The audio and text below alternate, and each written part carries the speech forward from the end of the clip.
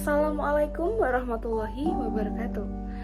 Hai semuanya, perkenalkan nama aku Alia Mutia Savana. Aku dari kelas D, Prodi Akuntansi Syariah, Fakultas Ekonomi Bisnis Islam di UIN Kiai Haji Abdurrahman Wahid. Jadi di sini saya akan membahas mengenai siapa sih idola bisnis saya. Kira-kira kalian penasaran nggak? Jujur nih ya, sebenarnya saya itu tidak pernah atau mungkin kurang update dalam bisnis. Jadi saya sebenarnya kurang mengikuti berita-berita atau mungkin artis-artis influencer yang jago dalam berbisnis. Saya jujur saya tidak pernah atau mungkin memang saya kurang peduli ya. Tapi dengan adanya mata kuliah pengantar manajemen bisnis ini, saya menyadari bahwa berbisnis itu merupakan hal yang penting. Bisnis itu punya banyak tujuan. Salah satunya untuk mencari keuntungan. Itu yang pertama. Kita berbisnis bertujuan untuk mencari keuntungan. Tapi bisnis itu sendiri tidak cuma untuk mencari keuntungan. Kita memberikan apa yang bisa kita beri, apa yang bisa kita jual yang bernilai. Untuk apa? Untuk orang-orang yang membutuhkan, orang-orang yang menginginkan. Nah, menurut kalian siapa sih idola bisnis saya? Nah, idola bisnis saya tahu siapa? Yap, benar sekali. Idola bisnis saya adalah mama saya sendiri. Mama saya sendiri namanya Ibu Dian Asih Sumayanti. Jadi beliau adalah seorang ibu yang luar biasa. Luar biasa. Beliau adalah seorang ibu luar biasa yang luar biasa. Tidak ada kata lagi yang bisa saya gambarkan selain luar biasa kepada ibu saya sendiri, kepada mama saya sendiri. Karena jujur perjuangan mama saya untuk menghidupi saya, untuk memberi uang jajan kepada saya itu sungguh benar-benar luar biasa. Mama saya itu seorang Nah, jadi mengapa saya lebih memilih mama atau ibu saya sebagai idola bisnis daripada artis-artis atau influencer? Karena saya merasa artis-artis influencer itu mereka pasti berjuang untuk mengembangkan bisnis mereka. Tapi saya lebih berkesan dengan perjuangan yang telah dilakukan oleh ibu saya. Jadi dulu memang kami sempat ada masalah perekonomian ya kadang kan hidup kadang di atas kadang di bawah ya. Untuk sekarang sih alhamdulillah cukup ya. Nah, cara ibu saya berbisnis itu tidak menggunakan modal di awal. Jadi ibu saya itu berbisnis beras.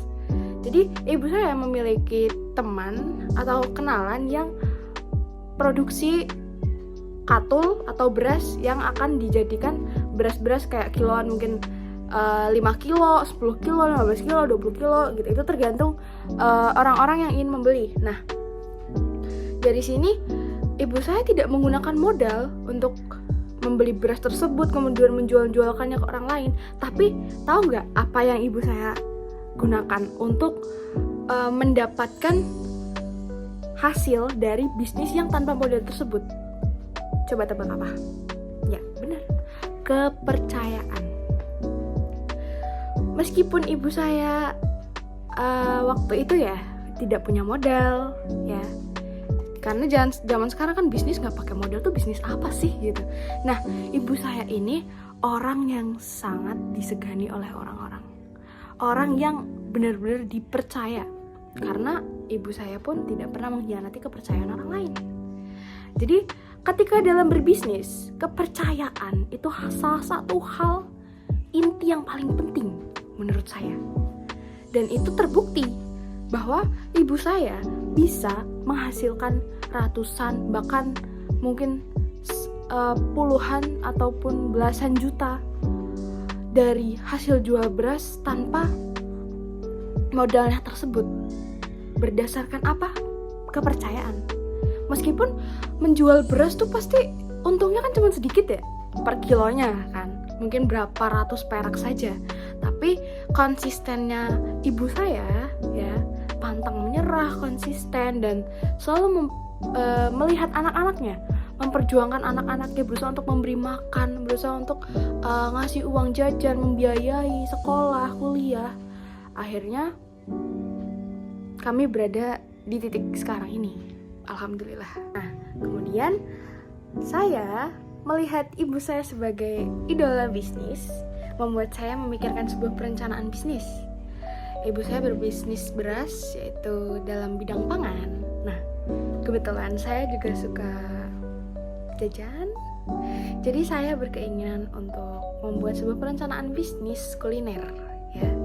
Jadi saya orang yang dibilang pemakan segala juga enggak sih, tapi saya jelas suka jajan, suka makan. Nah, saya ingin memuaskan orang-orang yang suka jajan juga seperti saya. Jadi saya ingin membuat sebuah bisnis tentang inovasi makanan, ya. Jadi makanan-makanan yang sudah ada, yang mungkin sudah biasa sering kita temui, itu bisa lebih kreatifkan lagi. Misal contohnya untuk sekarang, ya, untuk di zaman sekarang itu ada risol mayo. Risol mayo itu awalnya kan ya risol isinya mayo, telur, terus saus kan. Nah, terus kemudian ada lagi kayak hal-hal kreatif yang benar-benar inovasi itu, ada yang rasa coklat, ada yang rasa keju, benar-benar kayak ada berbagai varian. Jadi bahkan dalam bisnis kuliner sekalipun mereka itu berkembang, kayak mereka harus kreatif. Nah, kebetulan karena saya suka jajan, jadi saya mungkin bisa tahu preferensi orang-orang yang mungkin sejenis seperti saya suka jajan. Kayak orang-orang suka ini, orang-orang pasti bakal suka ini. Dan ini mungkin bisa menjadi peluang atau memudahkan saya untuk membuat bisnis yang sudah saya rencanakan ini. Nah, kenapa sih kok saya pengen mendirikan bisnis kuliner selain alasan karena suka jajan, ya? Karena jujur saya gak jago masak. Bisa, tapi gak jago masak. Cuman saya ngerasa kayak ketika saya masak nih, ya, orang-orang memuji masakan saya, orang-orang memuji apa yang saya buat, apa yang saya ciptakan, saya merasa saya harus berusaha lebih keras lagi untuk memperbaiki kualitas dari apa sih yang sudah saya ciptakan. Meskipun ketika saya berbisnis kuliner nanti, tidak semua hasil yang diberikan kepada pelanggan itu hasil dari ciptaan saya. Saya bisa punya staff, saya bisa punya orang yang membantu untuk mungkin memasak atau mungkin mengatur bahan-bahan segala macam, dan itu belum tentu dari tangan saya. Tapi yang pasti bisnis itu saya yang membuat, saya yang menciptakan. Saya ingin orang-orang itu puas, orang-orang itu senang hati, ya, senang hati dengan apa yang sudah saya ciptakan. Oleh karena itu, karena tugas ini untuk memenuhi nilai UTS pengantar manajemen dan bisnis, saya benar-benar merasa berterima kasih kepada Bu Nova, karena saya merasa dengan adanya tugas UTS video ini, saya jadi memikirkan siapa idola bisnis saya, kenapa saya mengidolakannya, dan perencanaan bisnis apa yang pengen saya laksanakan gitu loh. Nah, ini membuat saya jadi yang tadinya nggak begitu peduli, ya mah jajan-jajan aja, ya, beli-beli aja gitu. Saya jadi memikirkan bahwa saya juga mau, saya juga bisa. Makanya saya mohon bantuannya untuk Bu Novaria. Saya ingin belajar lebih banyak lagi untuk mengembangkan bisnis saya nanti, agar ya semoga saja di mata kuliah pengantar manajemen dan bisnis ini bisa bermanfaat buat saya dan teman-teman yang lain untuk mereka membangun perekonomian rakyat Indonesia. Sekian, terima kasih. Wassalamualaikum warahmatullahi wabarakatuh. Bye bye.